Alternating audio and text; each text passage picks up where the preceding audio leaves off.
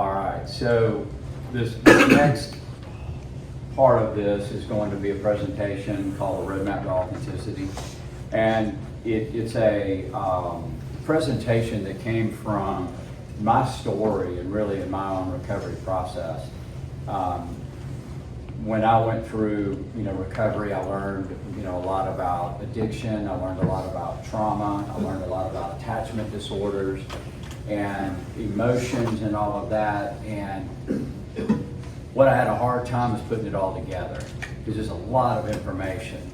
And so to help me kind of explain to people my story, I came up with a way to draw it and explain it. And so as I started drawing it and explaining to others, they said, well, you just told my story, but the specifics are different.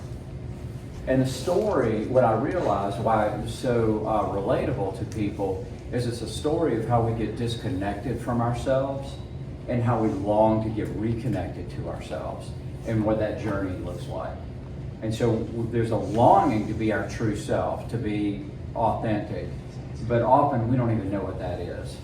And so that's really what this presentation is about, is the journey of how we get disconnected from who we are, kind of what we needed, what we didn't get, how we reacted to that, and then how do I get back to me? How do I get reconnected to who I am? And so, it just like any journey, the story starts out, it has a beginning. And the beginning is us coming into the world as infants and having value just for existing. And that's what this circle right here represents, is I don't have to do anything in order to have value. We don't look at a child and say, one of these days you're going to grow up and have value. Hopefully we don't say that. We look at our child and say, you have value just for existing, just for being. And so nothing that a person can do in their lives will ever change that inherent value. And nothing that is done to them will ever change that value. But that doesn't mean it doesn't feel that way.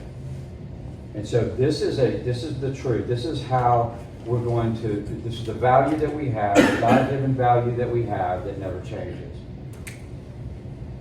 So then,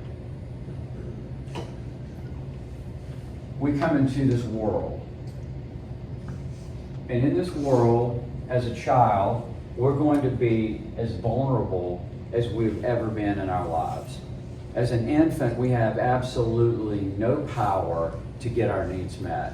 We are 100% dependent on our environment to give us the needs that we need in order to believe that we have this value. And we have no power over it. So it's like a baby bird. Like, if you think of a baby bird with the mouth open, just waiting for the mom and dad bird to bring in the needs, it's like waiting there and sitting there in that discomfort. And the needs that a human being needs to have in order to believe that they have this value is love in the form of unconditional acceptance is one of them. So when I say acceptance, it means all of me is accepted. Not just when I show up well or show up doing what I'm supposed to be doing. It's all of me is accepted. So attention, or being attuned to. And when I talk about getting attention or being attuned to, is that it's not just being noticed for some sort of behavior that I did or didn't do. It's the awareness that someone has of being fully knowing what's going on with me, or being curious, genuinely curious about what's happening within me. And what's required is that that person has to be attuned to themselves to be able to be attuned to me. The example that I gave this in my small group, is when I got married, my wife had 3 children already. And I remember one day that they came home from school and they all come bopping into the door and laughing and cutting up, and they go into their rooms. And my wife looks at me and says, something's going wrong with Nicholas. Something's happening with him. And I went, No, it's not. Like, Nicholas looked fine to me. So we go back and we talk to him, we say, hey, Nicholas, what's going on? And he says, nothing. It's fine. We give him a little space. We re-engage later on. Hey, just wanted to check in. And as we continued to check in and just provided him space, he started to let us know that things weren't going well at school. And he was having some struggles. And I remember just being like, you gotta be kidding me. I thought the kid was fine, but she was so attuned to him that even though he was acting fine, she noticed that there was an incongruence going on. What I realized is that never happened in my family. Like, I had stuff going on within me and nobody noticed. Why did nobody notice? Because they were disconnected from themselves. And it's not about blaming them for being disconnected. It's more of they just, based on whatever experiences they had, they were disconnected, and so I didn't get attuned to. So it really stood out to me when I saw that actually happen. What we also need is connection. And again, the person that is connecting with this child needs to be connected with themselves. It's not just someone being physically present and connecting with that person, is that they're emotionally present and connecting with that person. Very different experience. Another aspect that they need is to feel safe, which can allow for a secure sense of self in a stable environment. And so these are basically ingredients for healthy attachment for a child. And so who's responsible for providing this for the children? Parents are, caregivers, right? And by the way, I'm going to ask some questions, and I promise they're not trick questions, but it helps me to stay engaged with you. So anybody in here have been a parent besides me? Okay, we got several parents in here. So what you know of is that, as well as I do as a parent, that we cannot provide this perfectly to our children because we are imperfect human beings, and no matter how hard we try, we're not going to be able to provide this. So it's not about you being a bad parent, it's about you being a human parent. That means that this is not going to happen perfectly. And so what that means, if I don't get my needs met perfectly, then I'm going to have to figure out what do I need to do to adapt. How can I figure this out? So I say this right now because as I talk about this, if you're a parent, you're going to hear this from two perspectives. Hopefully from your perspective as a child of what did I need, what did I get, or what did I not get, and how did it affect me? The second part is going to be as a parent, oh crap, what did I just do to my children, right? And what I want to let you know is that we all did it to our children. And what did it means is we were imperfect parents, and that means they didn't get their needs met. So the purpose of talking about what I needed and what I got or what I did not get is not to blame. It's not to point fingers, it's just to recognize, welcome to it being in a fallen, imperfect world, being raised by imperfect parents, okay? So what does a child need to do to deserve these things? Nothing. Absolutely nothing. If a child can just be themselves and know that they are loved and that they are safe, then they can be a human being. If they feel like that they need to do something in order to get love or acceptance or attention or safety, then they become a human doing and not a human being. And they're only as loved and safe as the last thing that they've done. In this culture, we are more human doings than human beings for two reasons. One reason is that this world that this person lives in values two things: performance and appearance. We get our value based on what we do, how well we do it, and what we look like when we're doing it. It's image, it's appearance. All you got to do is look at the internet for 30 minutes and you can see this culture values performance and what you look like. your image or your appearance. So that's going to have one impact. And what we also do, and you're going to hear me talk about the difference between impact and intent, but as parents, we want our children to look nice or have grace under pressure or do the right thing and be successful. And the intent is good, but the impact can be reinforcing that human doing identity. Not by intent, but by impact. So the second, which I think is the more powerful reason for more human doings and human beings, is the psychological makeup of a child. So a child comes into the world looking for someone to tell them or give them a sense of okayness, right? They have no ability whatsoever to get this okayness for themselves.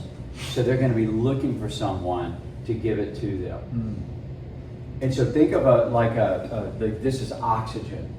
And a child is looking for people to give them this oxygen that they cannot live without. Now, the best example that I can give is if you've ever been scuba diving or heard about it, that you learn how to buddy breathe if something happens to your oxygen.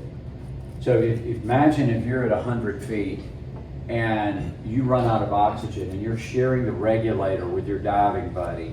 When the regulator is in your diving buddy's mouth and you cannot make it to the surface to get oxygen, where is your focus going to be?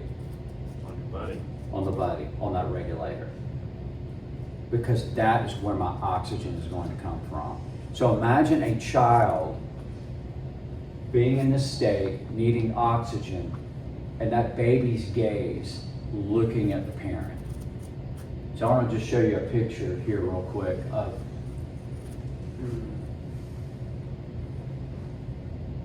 and just notice that for a moment. And what I'm always curious about is our response to seeing that. Some people will have different types of responses. My first response when I saw that picture was anger. Actually, I would say rage, because I didn't get that. It caught me really off guard, because it was really more of a somatic response. When I saw it, it was more of a subconscious, because I sure don't remember that, but my body does. So that is that gaze that the child is looking at. And I also want to use that as an example for a moment of that's what it's like for a child to be and know that they're loved and safe. They're attuned to, they're accepted just for being in her arms. Now, we use a still frame picture of this because no telling what happened 15 minutes before this and no telling what happened 15 minutes afterwards, right? Because that's an imperfect human being. We need that perfectly, but it's just not going to happen. So that is the look that baby has on that parent. So imagine that I'm a child and you guys are my parents. And I'm looking at you with that gaze of survival. Like, I need you to help me to survive. So I'm going to look at you and I'm going to figure out what makes you happy and what makes you smile. And when I figure out what that is, I do it. And now I've got your attention and I've got your acceptance. But inadvertently, what did I just take a step away from? Yourself. My true self. Isn't the intent of parents to try to get a child to step away from who they are in order to get attention and acceptance? Not by intent, for the most part. Not by intent, but is it the impact? Unfortunately, it is. So let's look at this for a moment. I can tell my child till I'm blue in the face, I love you just as you are, right? And the child's going to say, you love me more when I do this and less when I do this. As a parent, I want to say, no, the love stays the same. I like this behavior better and I like this behavior less, but I always love you. A child cannot differentiate between the two. They feel like their value goes up and down based on the response that they get. And remember, this is about oxygen. It's like, I've got to get this response. So it's going to have a big impact. So their value is going to go up and down. Now, I can minimize the impact by being attuned and connected to my child when I'm talking about something that I like about what they're doing and something that I don't like. But regardless of that, there's still going to be a gap between is my identity about what I do or who I am. Again, that's just about being in an imperfect world. And so at some point in a human being's life as an adult, they're going to have to differentiate between that. Where does my value come from? Is it what I do or is it who I am? So another thing we talk about with this phase of a child in development is that a child will sacrifice authenticity for attachment. A child will not sit being in a state of needing and not getting. Right? What they will learn to do is in that state of discomfort, they will disconnect from themselves to attach. And because that's how they're going to survive, but they've disconnected from authenticity. So if in a relationship as an adult, if I'm focusing on what you want me to be instead of being who I am, what do we call that? Codependency. Exactly. So you see the origin of where this comes from, of how we want to try to get our value in relationship, comes back from early development. So I'm going to show you more of a kind of a 30,000 foot view of the impact of this. And so if, as my true self, I'm living in a perfect world, and in this perfect world, I am always getting my needs met. I'm always loved, and I'm always accepted, and I'm always safe. And so that means I'm always in line with who I am. I can have all of my authentic feelings. I can have all of my thoughts, and my needs are getting met. And so I'm going to be who I am all the time. So that's a perfect world, Eden, if you want to imagine that. I'm getting all of my needs met. And then what I learn is it's more important to become who I'm supposed to be than it is to be who I am. And when I learn that, I start to disconnect from myself. And it keeps on going, and I enter into this human doing paradigm where now it is more about what I am doing and what I look like, what I'm portraying on the outside, than it is being who I am. And what that creates is a discrepancy, a disconnect from myself. What I learn is that if I do certain things, this feeling will go away. Like often if I do what I'm supposed to do. And doing what I'm supposed to do is going to be different in every family system. It's going to be whatever's valued in that family system. So for some of us, if I make good grades, or if I make the team, then I get this sense of acceptance, which gives me a sense of safety. If I keep my room clean, or if I'm quiet and I don't make a mess, whatever was valued, if I do it for a moment, that good thing is that discomfort goes away. So this incongruence, this discomfort, is kind of like taking two magnets, and you take the same sides of the magnets and you push them together. You know that feeling you have in there between them, right? And so I've got my outsides are not matching my insides. I'm not lined up with who I am. I'm not congruent. And so that's that disconnect. And that's the way that I've learned to get rid of it. So if you think about it the opposite way, if the magnets are connected, if I'm lined up with who I am, just that sense of okayness that I'm really longing for. But I don't know how to get that because I'm becoming who I'm supposed to be instead of who I am. So then let's say one day I do something and it's not considered good, it's considered bad. Now let's just use the example of alcohol. And I take a drink of alcohol, and what I notice when I do that, it makes that feeling go away. And I'm thinking, bingo, I figured this thing out. And it works until it doesn't work anymore. And so what may happen is that I'm doing this thing, and now it's causing consequences in my life, and I go and ask for help in the human doing paradigm, and often what I hear is, in some form, stop doing the bad things, do more good things, and everything will be okay. What's the problem with that? Just reinforces the divergence from self. Exactly. It reinforces the divergence and the disconnection. I am still all about changing my behavior, and it's not about being me. And I'm still going to have this disconnect. What do you call a person who stops drinking but did not deal with what's causing them to drink in the first place? A dry drunk.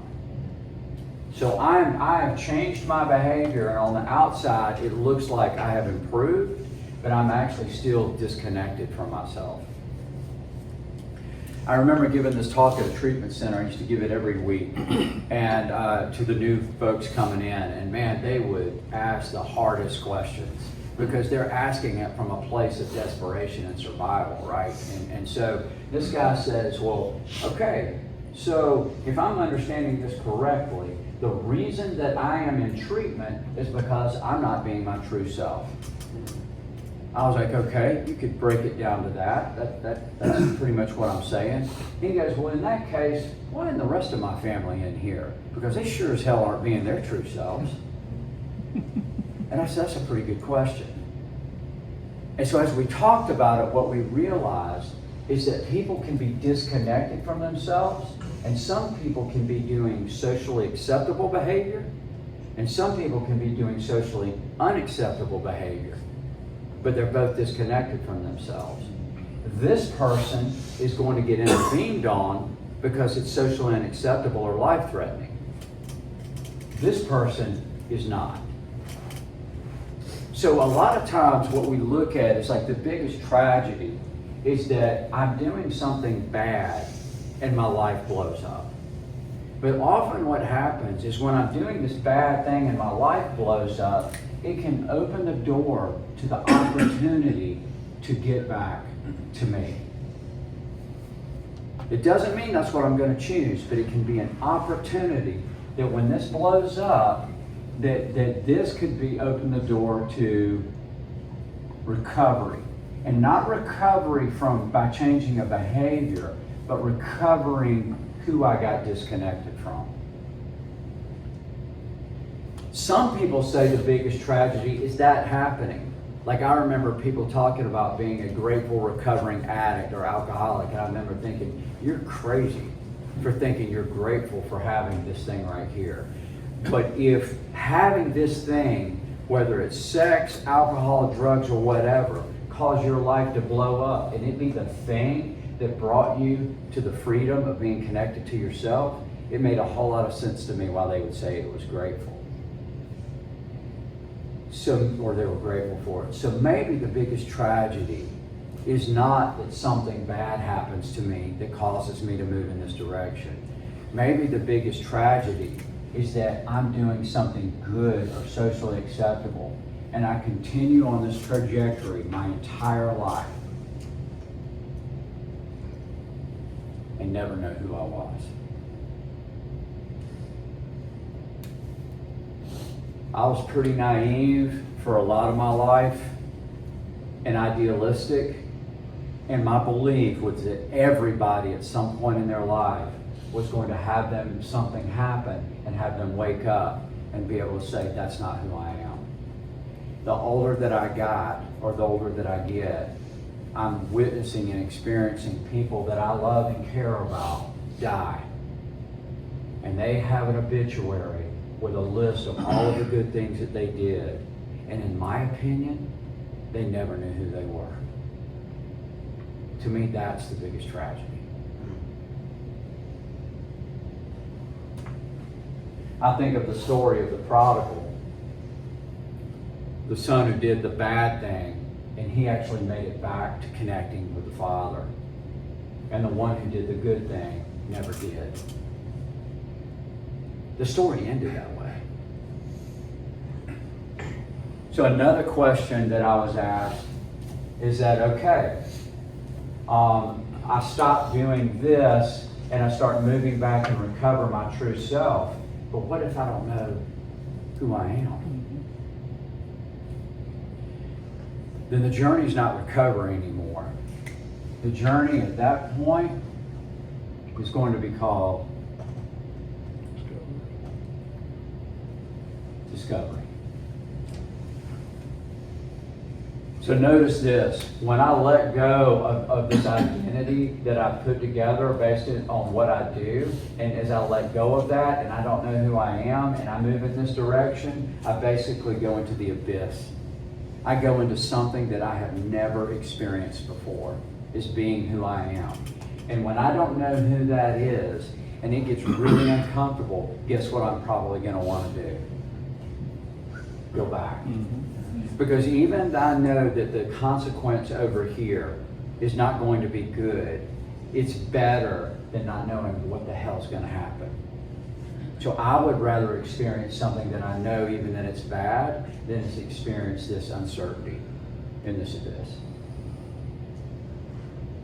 But this is the journey as we start to get to know each other, because if we're in an environment where we let go and we start to get a sense in a safe and loving environment of what it's like to be me, then what I believe what starts to happen is we have these experiences of starting to get to know who this person truly is. And I call it realization. I'm not becoming who I'm supposed to be, I'm realizing who I've always been. But I needed this in order to do it. So this is the 30,000 foot view of what I'm about to walk through, of how we got disconnected from ourselves and how we get reconnected to ourselves.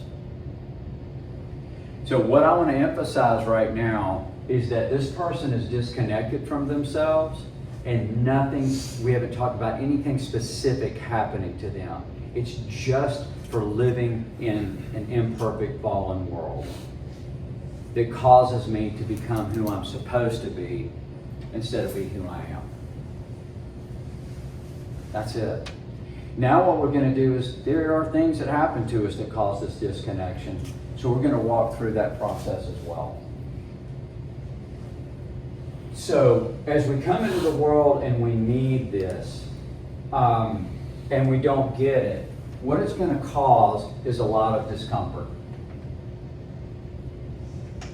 Having needs and not getting them met can cause emotional and psychological wounding. And another word for emotional and psychological wounding is called trauma. Exactly. Big buzzword these days that gets thrown out a lot. And I'm just going to invite a description, a couple of different descriptions that I've learned along the way to help me understand what trauma is. And the one that made a lot of sense to me is something that happened in my life that I could not process in the moment. Something that happened in my life that I could not process in the moment. So, an example. So a little kid goes down the street to play, and something weird happens, like something sexual, something physical, verbal, emotional.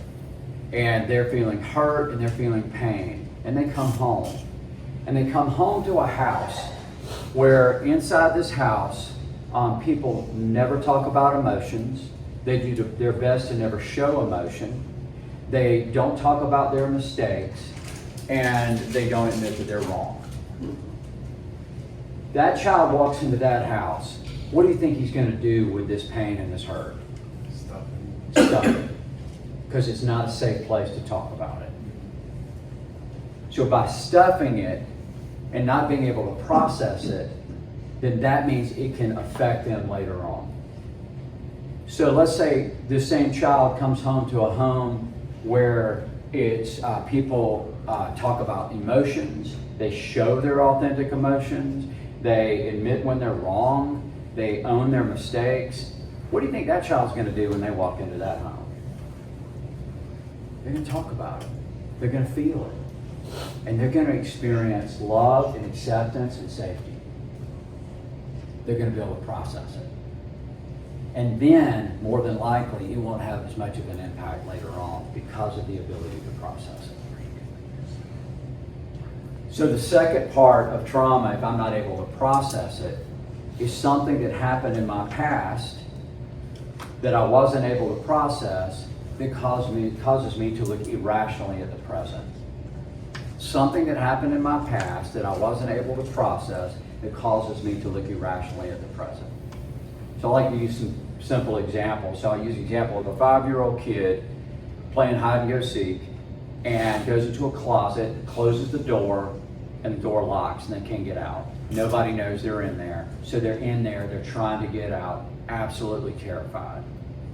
That child finally gets out of the closet, and what do they learn that day?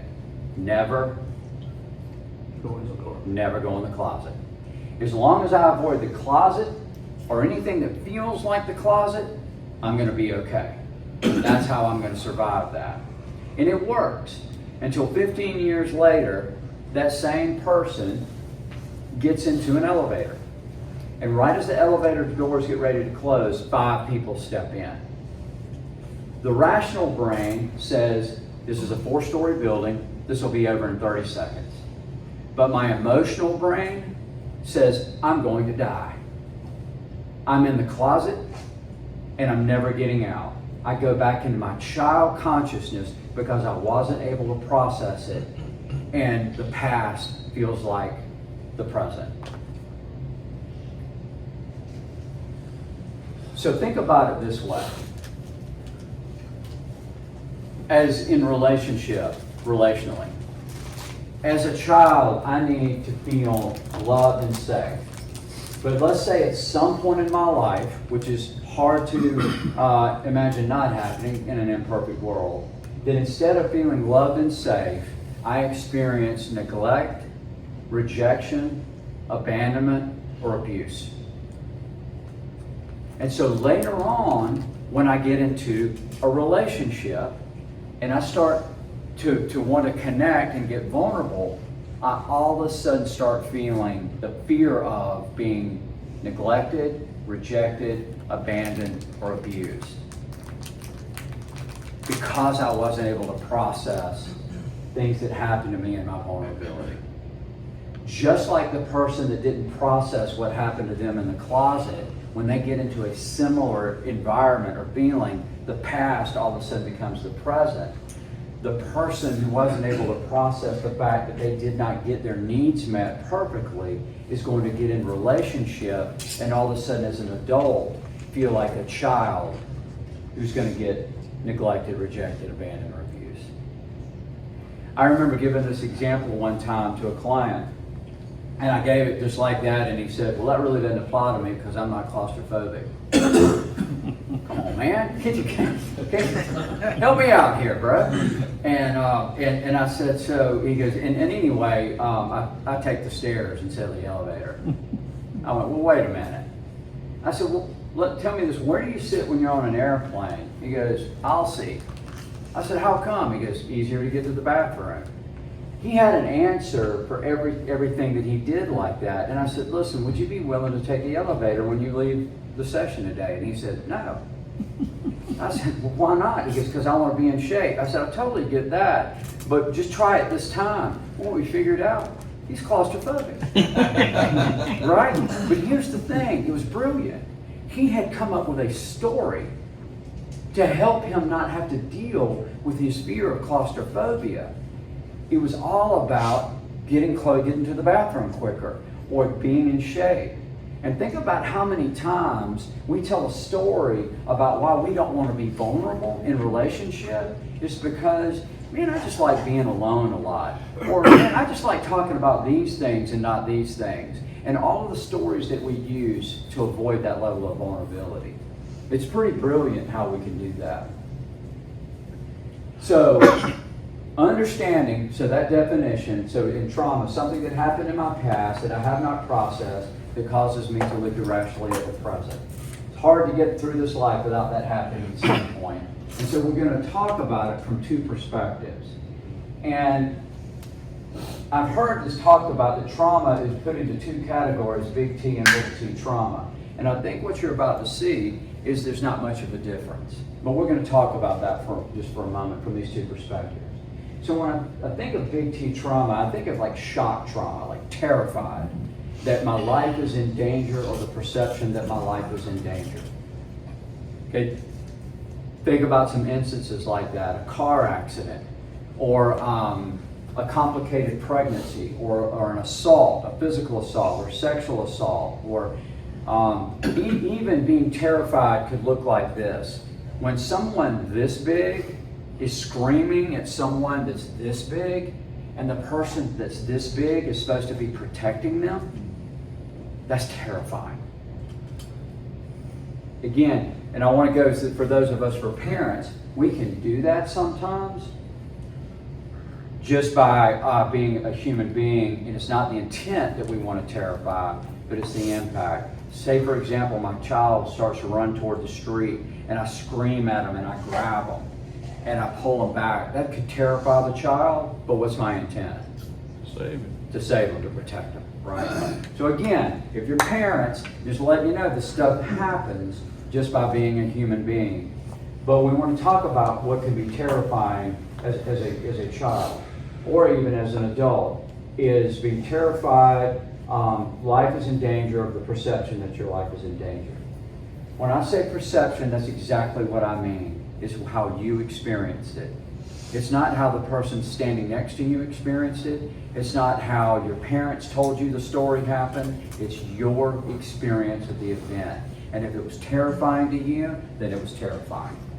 Temptation a lot of times is want to compare our experiences to someone else.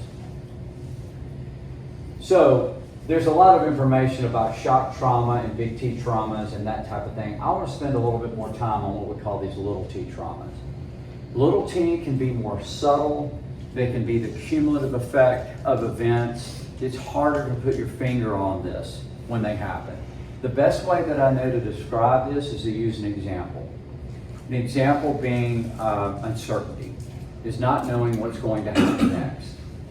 And the best example that I can give is working in a VA many years ago with combat veterans. And we had a small group kind of like this. And what I was talking about is the different criteria for PTSD. And people were telling their stories about what happened to them and their experiences. And after the group, this guy came up to me and he said, "Listen, thank you so much for this talk. I think I understand myself a lot better now. I've got all the criteria that you just described. But I just want to let you know I'm not coming back to your group because I really don't fit into this group." I said, "Wait a minute, if you've got all the criteria, of course you fit into this group. What do you mean?" And he says, "Well, I didn't relate to anybody else's story in this group. My best friend didn't die in my arms. I never got shot. I never shot anybody. I don't fit into this group." And I said, "Well, tell me what your experience was like." He said, "I'll tell you what it was like. For 365 days, day after day, moment after moment, that could have happened, but it just didn't. Sitting in a state of uncertainty, needing to know that you're safe, and not knowing from one moment to the next if you are or not, will have the same impact as a big T trauma. With the exception is that you will not have an event to point your finger at to say, this is why I feel the way that I feel. And it can make you feel crazy and invalidated for your experience. And what I want to let you know that this is just as impactful as this. These folks deserve to talk about what happened to them just as much as these folks. It's just harder to identify sometimes. What is some uncertainty that a child might experience?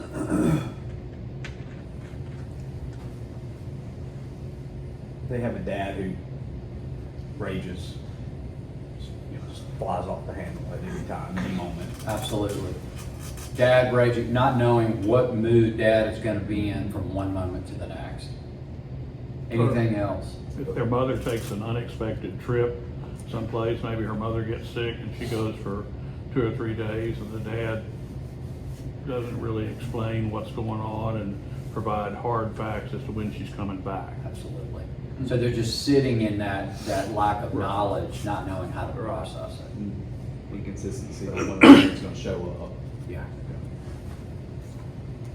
Inconsistency of one parent going to show up, inconsistency of going back and forth between two households, if they're separated or divorced.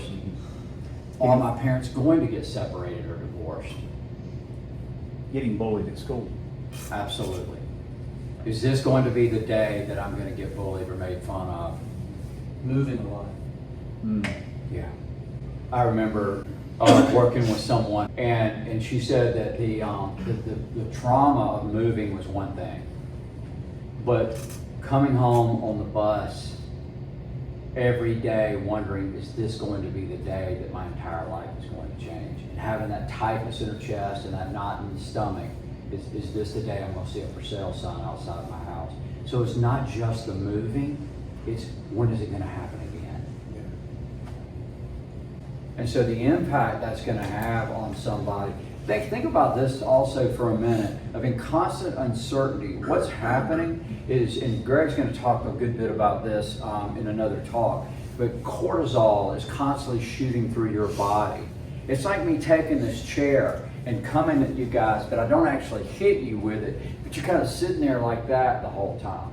So your body's in this state of stress over and over and over again. And there's a lot of physical impact that can happen to your body from that stress constantly be happening inside. So anticipation, exactly right. Some other examples, one of them for me is I experienced sexual abuse as a child. My biggest fear was is when somebody can find out. And I was terrified. And so when probably like 3rd or 4th grade, when we start telling sexual jokes, what I learned to do is to lead with the jokes. I would tell them first, because if I told the jokes, then surely I'm really comfortable with myself around that, right? But think of the impact it had on me to try to connect with people, thinking that any moment someone could say something and I felt like my identity would just vanish. And so I had to feel like I was in a protective state all the time and wondering why I was so lonely. So just multiple examples of that just advise you just to consider for yourself, because we're going to have an opportunity to kind of talk about some of these things. Now, what I find is that unfortunately a lot of these issues can happen unintentionally in our families, because again, it's imperfect human beings. And so what happens is, when we are trying to do an assessment of what happened, is that we can say, well, they didn't mean for it to. They were doing the best they can. And I'm going to let you know, I believe that. Most of the time, I 100% believe that they were doing the best they can. And the best they can as imperfect human beings wasn't good enough. That's what we just have to recognize. Not to blame, but just to recognize the impact it had on us. So I'm going to give you an example of kind of what that looks like.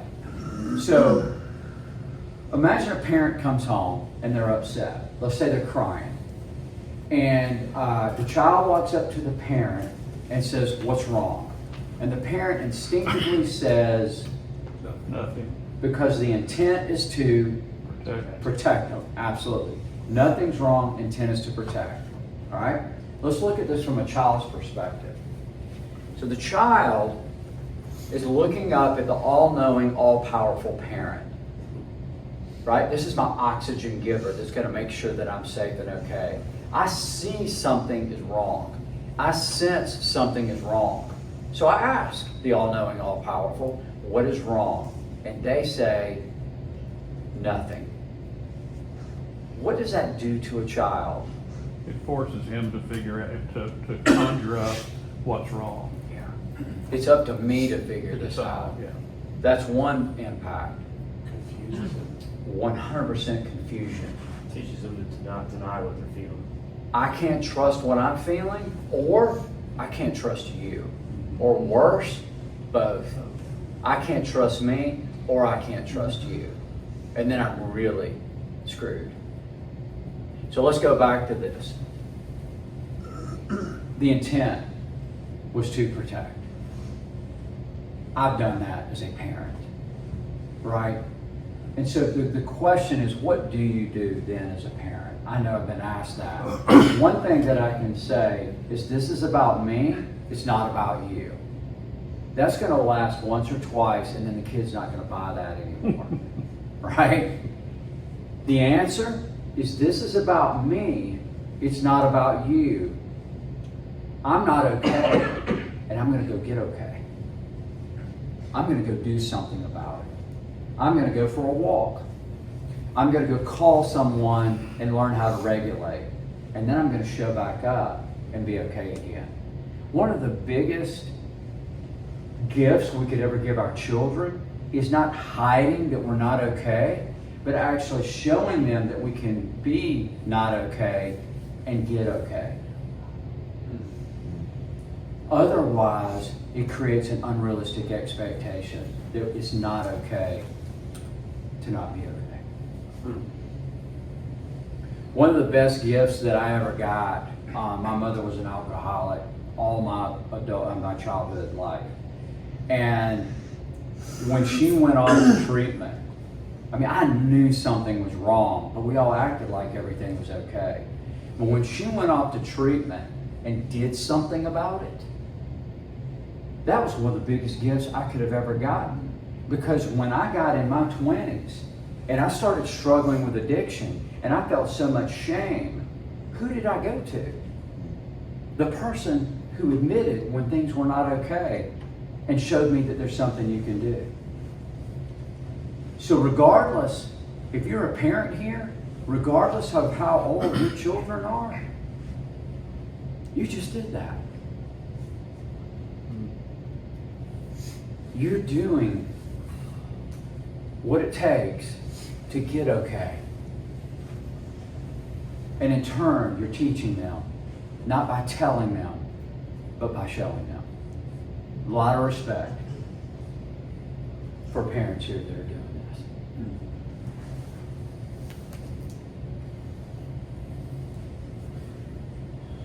this. So impact versus intent. The intent was good, the impact not so much. And we just want to do an inventory and understand, what did I need, what did I get or did I not get, and how did this impact me? And so if I have certain needs and I don't get them met, what it's going to cause us to feel certain emotions. Emotions are like dashboard lights to what we needed. And so if I don't feel safe, what kind of emotion am I going to experience? Fear.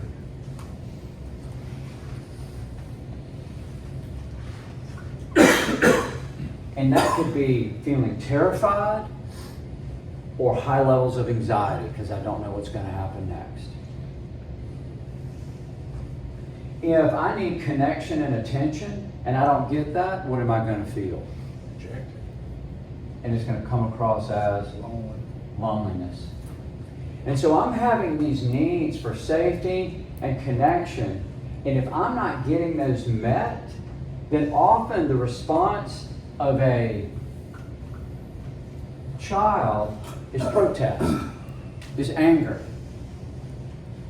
I'm not getting this met, and I'm going to let you know it. Because when I don't get this met, it feels very painful. And I don't want to sit in that pain.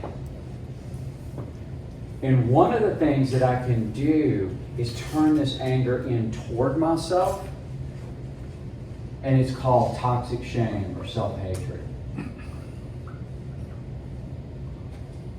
Because what I know about a child, or even adult for that matter, is we will not sit in a state of discomfort, needing this and feeling this. We will do whatever it takes to disconnect from this vulnerability and this feeling of helplessness, and this will give us a sense of control. So we're going to show a video here And I want to take a look at this picture for a moment and think about that's what we've always needed. And the video is called the Still Face Baby Experiment, if you've ever not seen it. So it's really self-explanatory, but I just want you to just kind of notice your own internal response as you see this video. Babies this young are extremely responsive to the emotions and the reactivity and the social interaction that they get from the world around them. This is something that we started studying 30, 40 years ago, when people didn't think that infants could engage in social interaction. In the still face experiment, what the mother did was she sits down and she's playing with her baby, who's about a year of age. I'm like a girl.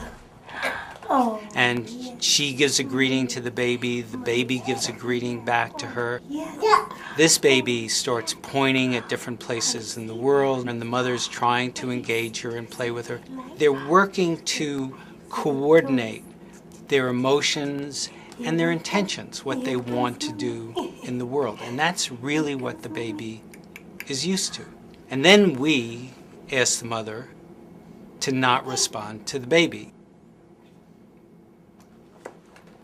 The baby very quickly picks up on this, and then she uses all of her abilities to try and get the mother back. She smiles at the mother. She points because she's used to the mother looking where she points. The baby puts both hands up in front of her and says, "What's happening here?" She makes that screechy sound at the mother, like, come on, why aren't we doing this? Even in this 2 minutes, when they don't get the normal reaction, they react with negative emotions, they turn away, they feel the stress of it, they actually may lose control of their posture because of the stress that they're experiencing. Okay. I'm here. And what are you doing? Oh, yes. Oh, what a big girl. It's a little like the good, the bad, and the ugly. The good is that normal stuff that goes on, that we all do with our kids. The bad is when something bad happens, but the infant can overcome it. After all, when you stop the still face, the mother and the baby start to play again. The ugly is when you don't give the child any chance to get back to the good. There's no reparation, and they're stuck in that really ugly situation. Yeah, so just notice how that lands.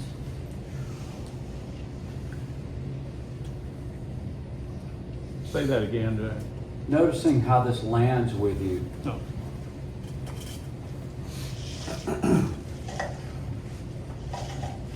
Understanding that no child will sit in that state of discomfort, needing this and not getting it.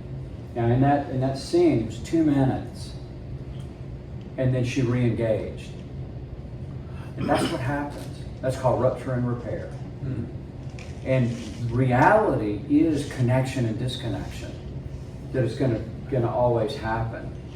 But what often happens for those of us with intimacy disorders is disconnection, no reconnection. Or if there was no connection there in the first place. Then you're sitting there in that discomfort without having someone to help you regulate. And then all of a sudden from that place, I find something that makes that go away. I make that feeling that you saw in that child, that is that feeling happening inside, I now feel soothed. So what a human being will do to get this sense of control by disconnecting from that is go into a different mode, which I would call survival mode. Because I'm not thriving or living, because I'm not getting my needs met. So I've got to figure out how to do that. And from that place, I need to stay in control of feeling this discomfort. So if feeling those feelings cause me to be uncomfortable, I'm just going to learn as a survivor, don't feel them. If talking about something causes me to start feeling, I'm going to learn to not talk about those things. If trusting people causes me to feel, or the possibility of experiencing this discomfort, I'm not going to trust anybody. And if I can really get this thing down, I'm just going to learn to not need anything from anybody else. And if I don't need anything from anybody else, I don't ever have to be in that vulnerable state again. Anybody relate to that? Right. Does it make sense? Absolutely. What does the world say about a person that doesn't need anything from anybody else? They're strong. Strong, successful, right? So to look at this for a moment, as we come into the world and we have value just for being ourselves, we learn that we need to become what we're supposed to be instead of be who we are, because this didn't work out. And so when we do, the world says, well done, and I'm disconnected from who I am. So I'm in this state up here with these needs, and I can't be in vulnerability because it's too painful. So how can I be in control and try to get these needs met?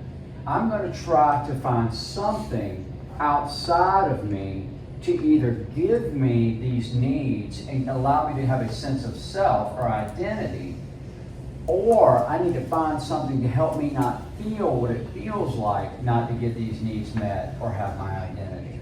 So I'm going to be looking for something outside of me to help me either fill this and try to give me a sense of wholeness, or help me not feel what it feels like not to have it. So my goal is to figure out how to fill this emptiness, or how to not feel it. Can you have both? Yep, you sure can. I am looking for an external solution to an internal problem, because going internal is not an option. Seeing that picture of that child, if that parent did not re-engage, it is not an option to sit in that discomfort. I've got to figure out what I need to do to make that feeling go away. And so there is a list of things that we could go into about what we use to either feel it or not feel it. One of the first things, remember, is what we do. We attempt to perform and do the right thing, whatever our system is in. Remember, I figure out what's important and I do that. And that can be work, it can be school, it can be sports, it can be whatever is in my system to try to get that identity or that value. So performance comes up. Then when I perform, what I'm looking for is to get approval from the people in my life. So often what we try to fill this with is someone, or someone's attention or their approval. So what are some of the things we use to not feel it? Horne. Exactly right. So, distorted version of sex and pornography. And when I say distorted, it's that it's distorted because it's trying to get it to do something for me it was not designed to do. But it's a way that I can do it without having to be vulnerable. Gives me a sense of control. What are some other things we use to not feel it? Alcohol. Alcohol. Drugs.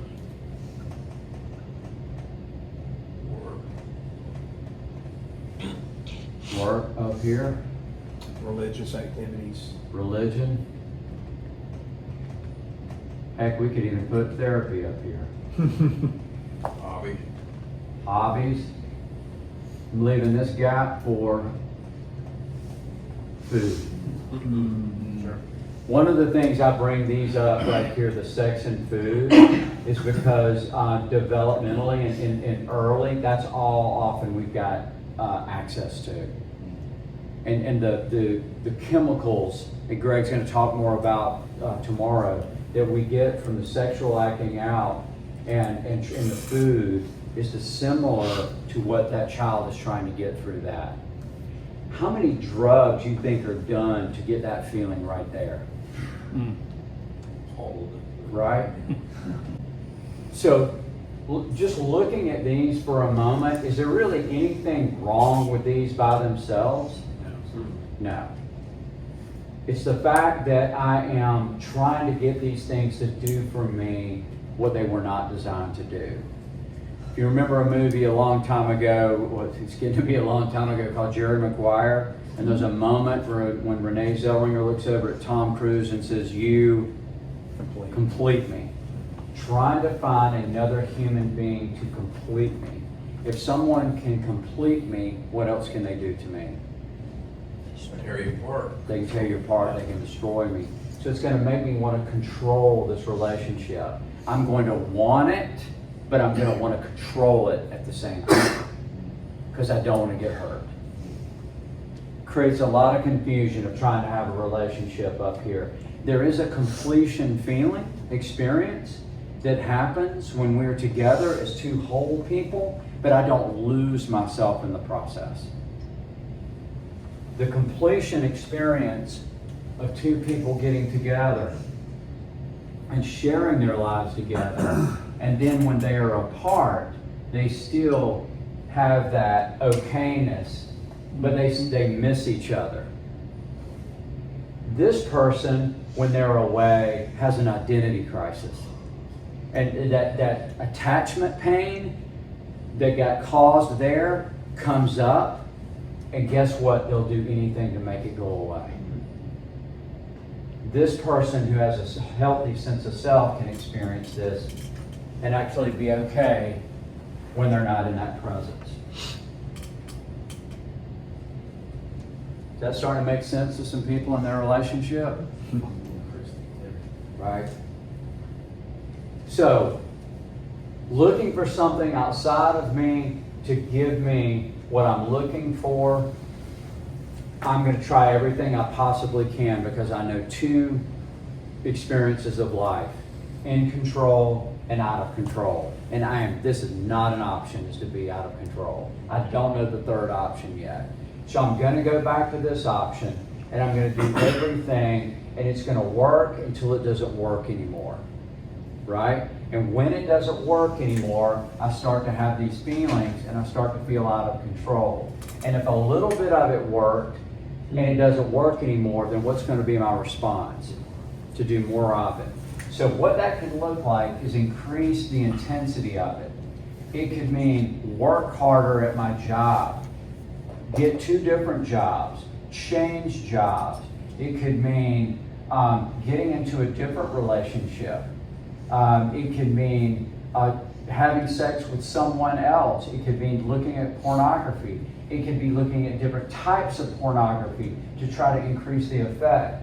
Just like tolerance with alcohol and drugs, I need to do more of it. It could be eating more. Or it could be not eating at all. Not needing sex, not needing people. Remember the not needing, and that's going to give me the ultimate control. And often what we call that is anorexia. I've gone completely to the other side of the spectrum, and instead of having a healthy relationship with these, I completely have abstained. Remember the dry drunk? And I still have not dealt with what's going on inside. But it looks like I've made progress because I'm not acting out in out of control behavior. But the pendulum has swung all the way in the other direction. So either way, I'm trying to stay in control. And when I do, I get disconnected from this discomfort. But what also am I getting disconnected from? Myself, which means no opportunity for true connection. because I'm not even being me. That's that mask we were talking about. Trying to get connection in that mask is we might get connection, but we can't experience it because we're not connected to ourselves. So what this creates is what I would call as a beach ball effect. Is I've got to hold down all of my emotions and all of my needs and try to stay in control. And so on the outside, I'm going to put up a front. And if you ask me how I'm doing, I'll tell you that I am fine, thanks for asking. But really, it's like on the surface of the water, it's smooth, but I'm holding down this beach ball, and eventually what's going to happen? It's just going to explode. And the main reason is, two, I wasn't supposed to be disconnected from my emotions, and I also I wasn't meant to be disconnected from myself. So my true self, if people talk about this war that they have inside, is I want this, but I don't want to be me. I don't want to let this out.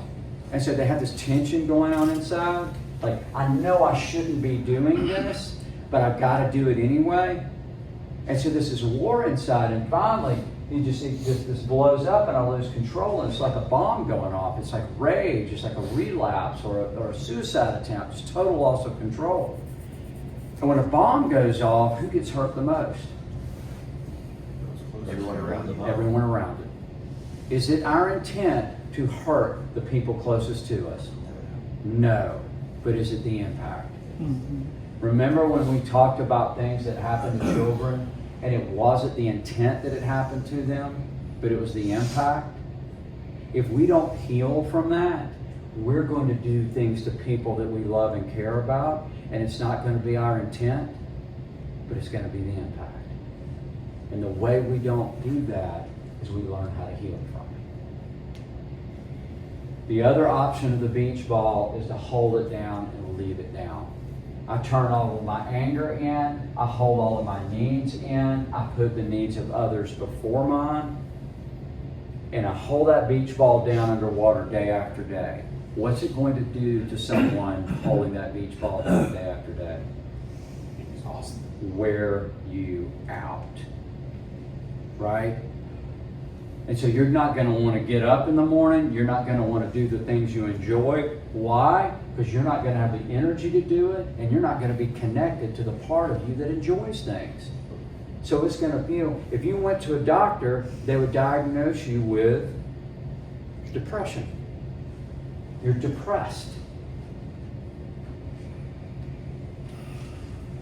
And you might get pat on the back because at least you're not losing control. And you might get patted on the back because you're putting the needs of others before you. Thank you, well done. But you're burning out inside because you're not taking care of your own needs. Oh, it's stressful. Okay. So those are the options. I hold it all in, I'm disconnected from myself. I let it all out, I'm still disconnected from myself. And so I'm just trying everything that I know to make it work up here because I don't want to lose control and I don't want to feel this pain. And so I have all of these strategies that I use, and that's the mask that we talked about. All of these performance things and the ways that we survive. And so it works until it doesn't work anymore, and then we double down on it, and that doesn't work. And when we try all of these different options and they're not working anymore, guess what can become an option? End it all. If you've ever gotten to a place where you thought it would just be better if I wasn't here anymore, no wonder. And it's not going to be because it was a lack of trying. Is that you are trying in a paradigm that will never give you what you're looking for. It is not a lack of trying. It's how you're trying to go about it to avoid this right here. I had a friend of mine tell me one time that he believed suicidality was not about a person being hopeless, but about a person having hope in a hopeless paradigm. That I'm hoping to get my needs met in a paradigm that will never get it met. And at some point it gets so dark it would just be better if I wasn't here anymore. Here's the thing about it, it probably would be better if my survivor self or false self wasn't here anymore. But if I think this is the only me that exists, then it would make sense that I would want to take my life. Because I don't even know who this is. So if we think this is the only option, is trying to figure it out over here, figuring things out on my own, how do I figure out what I need to do? And I'm not willing to end it, then what becomes the other option? I have run out of choices. I cannot figure this out on my own. What's my next option? Need help. Can you say that a little bit louder? Need help. Very interesting that you're the one that said that.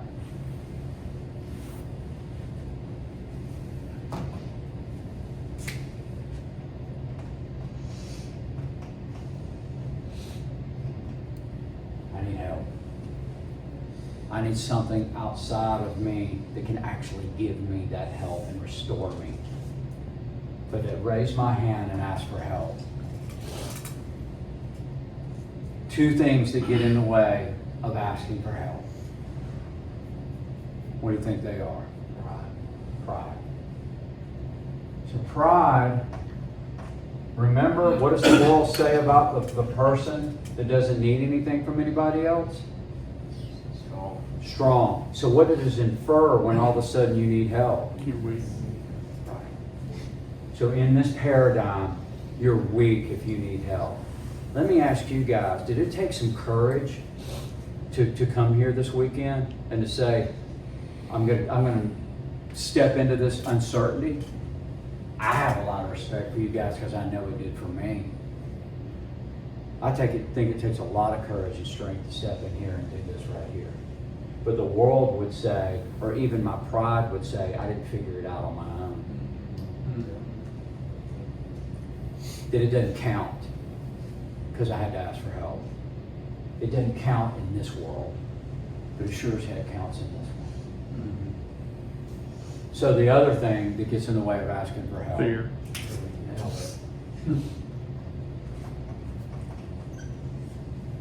So think about this, when you walk into a retreat like this, or a counselor's office, or a 12-step meeting, one of the first things they basically say is in order for you to get this help, you're going to need to let go of control and trust.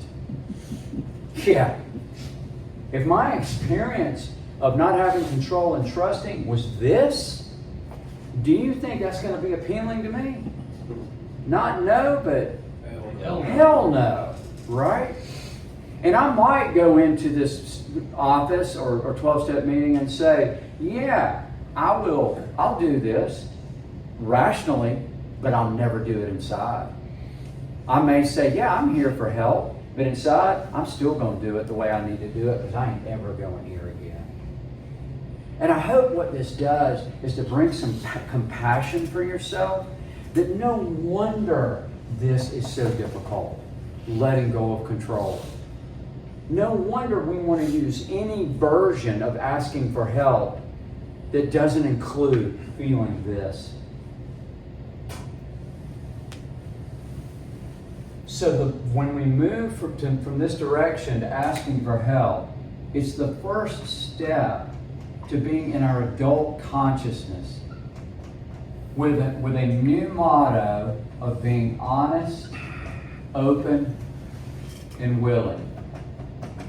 And that is the how of being a healthy adult. Notice that honest, open, and willing and asking for help is the exact opposite of don't talk, don't trust, don't feel, don't need. This allowed me to survive, and now you're asking me to do the opposite. Of course this is going to be difficult. And that's why I hope that we can have more compassion for ourselves. So when we're starting to move in this direction and ask for help, I'm going to erase this here for a moment. And open up, all of these are going to show up, right? So how much control are we invited to let go of in this process? Need to let go Absolutely. Right? So let's look at this for a moment.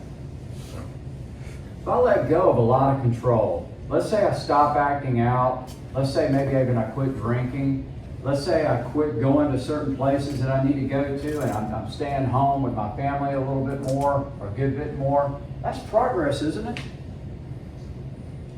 I've changed my behavior. But how much closer am I to being me? 0. Why do we not want to let go of control? Because if the first thing we do when we let go of control is that, do we run into the arms of our true self? The first thing what we do when we start letting go of control is start to feel every single reason of why we were in control in the first place. And I'm going to go right back up to here again. Guys, this is actually the expected result of healing. Is I'm going to connect. It's going to maybe feel good for a moment. It's going to scare the hell out of me, and I'm going to disconnect. That's what we do. What we want to be able to do is to get to a place where we can connect and stay there and develop capacity to be there longer. But we are going to connect. I'm going to be open and honest and go, wow, I feel so connected with you guys. But if I'm so open and honest that y'all can see me and know me, guess what else you can do to me? Hurt me. Back to disconnection again. As a child, I could not handle that hurt, that rejection you might give me. But as an adult, I can have the capacity to be able to do that. And as I start to have a different relationship with these emotions, I start to develop this capacity that when I feel these things, I'm not a child that life is happening to them. I am an adult and life is happening and I have emotions and I have an opportunity to respond from my true self and have a different relationship with these behaviors. I have the capacity to be able to be curious and attuned to what's happening within me. You will hear us probably ask you ad nauseum, I'm curious, how is it to notice that? Right? You've probably heard that one so far, right? Because what we're inviting you to do is to go here and wonder what's going on in here, which invites us closer to here. When we get to that place, again, it's going to make us want to go back up here. And when we do that, when we feel these feelings, what we've done all of our lives is to feel these feelings and we react to them as opposed to respond. So this is how we start to get to know this person, is as we start to develop capacity, we get to see who we are and what it's like to have a different relationship with our wants and needs. And then what comes out of that is different relationships over here, is how I show up differently in all of these relationships. So one of the things that I've realized is that I used to teach this as all this is about is I need to let go of my survivor self, have a different relationship with my emotions, and that's going to allow me to be my true self. But what I've come to realize is that we need to know that we are actually getting these needs met before we can start to have a relationship with this right here. And what I've realized, in this imperfect world, are we ever going to get these needs met perfectly? No. Do we want to get them met perfectly? Absolutely we do. So if we have needs that need to get met perfectly to allow us to be who we are, and those needs cannot get met in this world, maybe we are designed for another world. Maybe these needs aren't going to get met here. Maybe these needs are going to get met from somewhere else. This is the place when I'm talking to people who don't have a relationship with God or a higher power, I'll leave it. Because I recognize that I'm not going to try to push anything on anybody. But if we do have a relationship, this is the place where I realize that God desires truth in our inmost being. He wants us to know in the most vulnerable place of our heart that we are loved and we are safe in His arms. We were designed for that.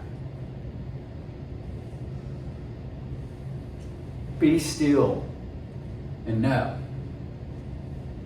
I got you.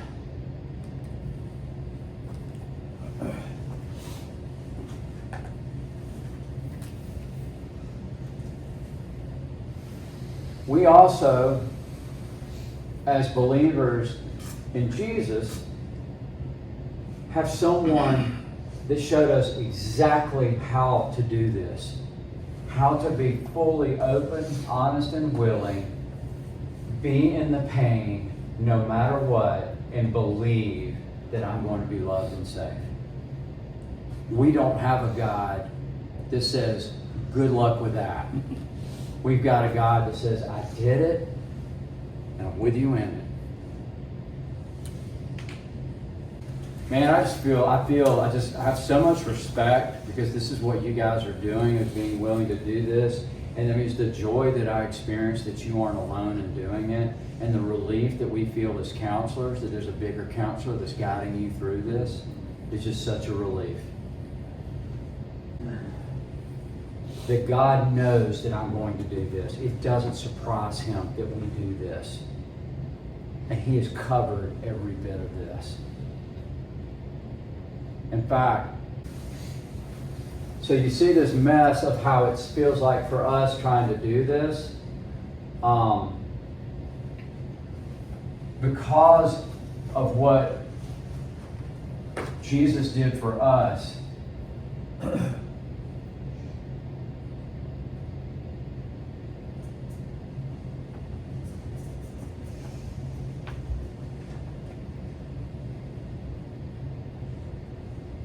as He came down here, and He said, this is how I'm going to deal with this. And this is how I see you. We live in this, but He sees us like this. Not because of anything that we've done, because of what He did. And our work is to believe it.